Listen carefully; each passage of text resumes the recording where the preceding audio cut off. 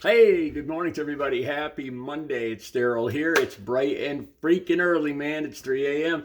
here in Connecticut on the East Coast. As you can see, it's light out, so it's actually Sunday morning. I want to make this video now. Well, I still have all this memories and thoughts in my head, and while I'm brave enough to still make this, I tell you guys things that only I've never told another living soul. I tell you guys a lot of things that I've never even told my family. And I'm going to tell you some of that today. I don't know if I'll be able to monetize this video. I want to tell you guys point blank some truthful stuff that happened to me, some of my experiences. The reason I'm making this video is because I was amazed. I was so happy to find out that there is a life after when you get clean and sober.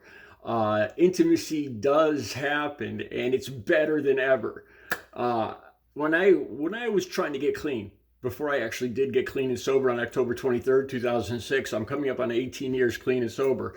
This is the longest stretch I've ever been sober, clean in my life. You know, I started drinking at 14 years old.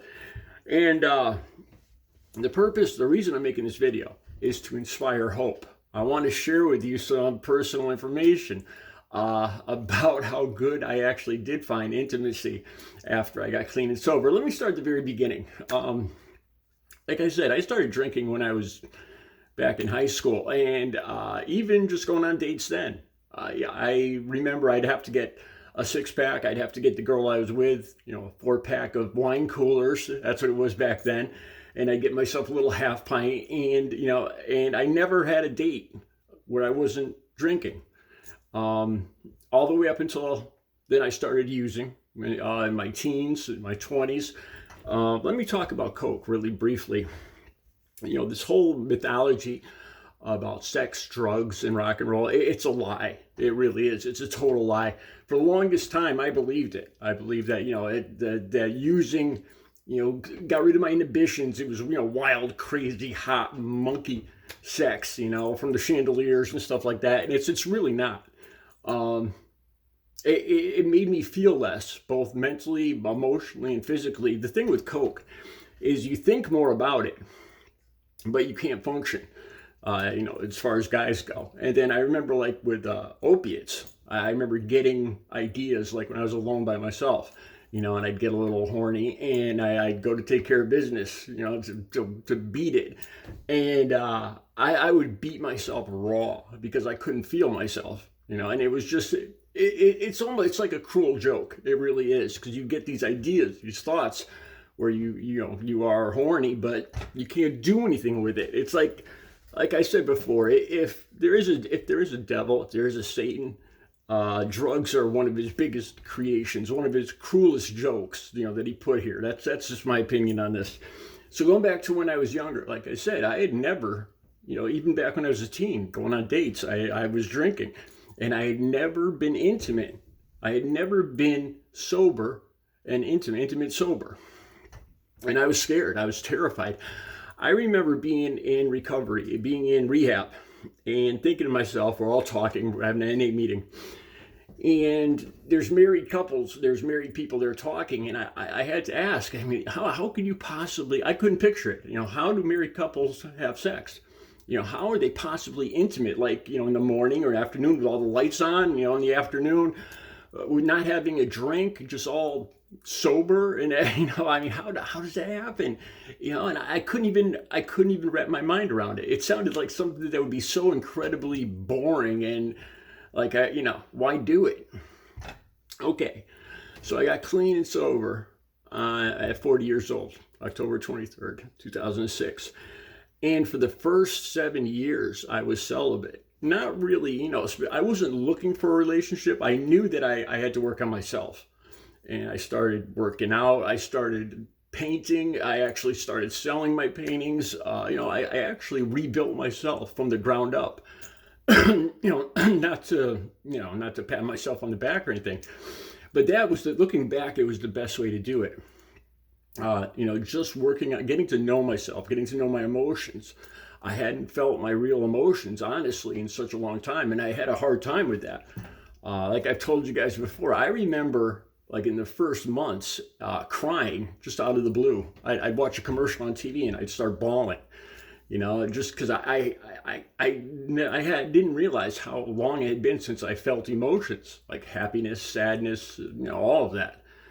So after 7 years, I started dating, and I've been with 2 girls. I dated 2 women long term. And the first one for about a year, from the time I was 7 years clean till I was 8 years clean, and then Audrey, who I dated up until 3 years ago when she passed away from COVID. And we lived together and we were going to get married. Okay, now let me share with you what I found. The first girl I dated, I still remember clearly the first time we were intimate. And I was terrified. I was absolutely terrified of doing this, clear-headed, And I still remember it was an afternoon. We had just gone shopping together to make supper together. And I can't get too descriptive here, but this is the truth.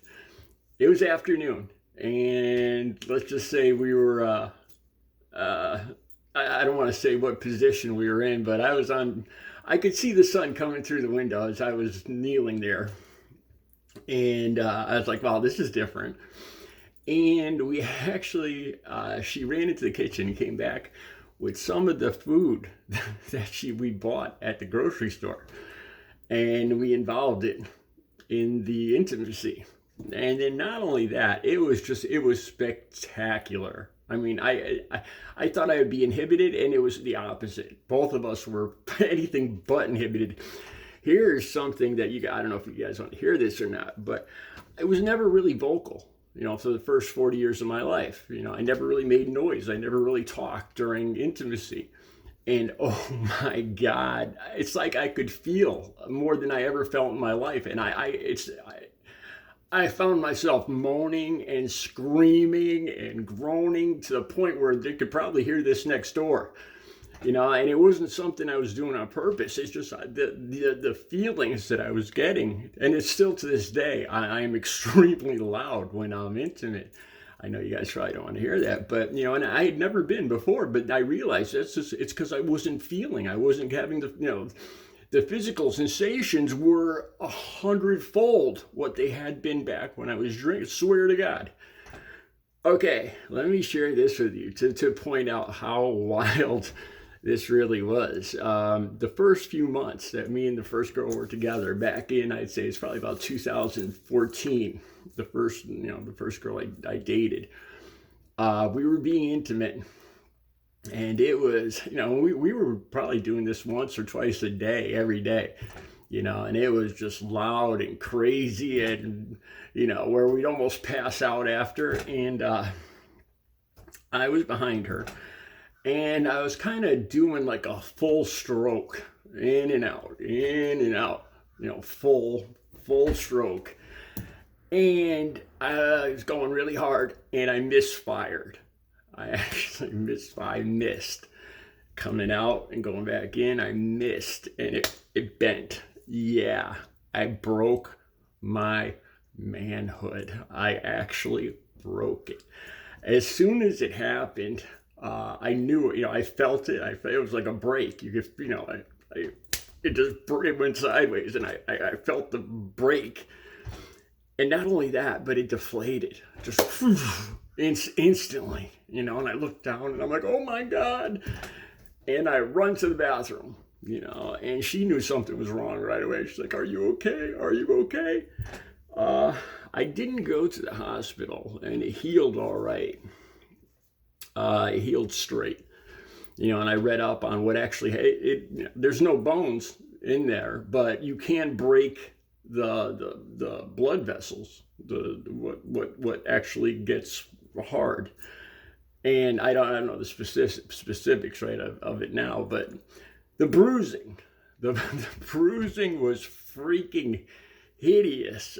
The swelling wasn't bad. It looked a lot bigger than usual. But the bruising was hideous. I mean, it was just turned blue and green and purple. I mean, everything. I mean, all the way up to my waist, down to my undercarriage. Just all different colors you never want to see your private stern. Black, blue, purple, green, just dark, hideous colors. I don't think I ever took a picture of it. I know I don't have any now, and I probably couldn't show it to you anyway. That's how crazy, that's how seriously hot and crazy it was. The point of this video is, if you're trying to get clean and sober, I was terrified. I didn't think there would be sex. I didn't think it was, how can you possibly have sex clean and sober without a drink, without getting loose, getting rid of your inhibitions.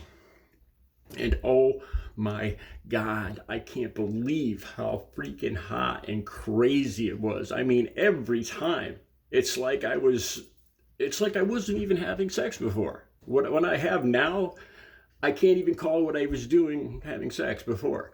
It was just kind of like fumbling around. Now, like I said, I feel, and I'm like making all these noises and screaming and groaning and vocalizing, oh my God, and I talk dirty now. And, this is stuff I never even did back when I was using and drinking. I thought that stuff was loosening me up. I thought I was having a grand old time, sex, drugs, and rock and roll. And I was missing out that whole time. The best intimacy I have ever had. And this isn't just one girl. This is two different women, multiple hundreds of times we were together. It wasn't just one freak out. It was just an ongoing hotness. And oh my God, I just want to let you guys know, because I was scared. I didn't think it would be possible to be intimate and clean and sober and actually have a good time. But holy cow. Oh my God, it was so hot. I actually broke it. Swear to God. I hope I don't get in trouble for this video, but I just had to share this with you guys. Recovery is possible. Not only is recovery possible, but it's freaking hot and fun. Swear to God. All right, I'll be back later. Wish me luck with this video. I hope YouTube doesn't take offense. Have a good Monday.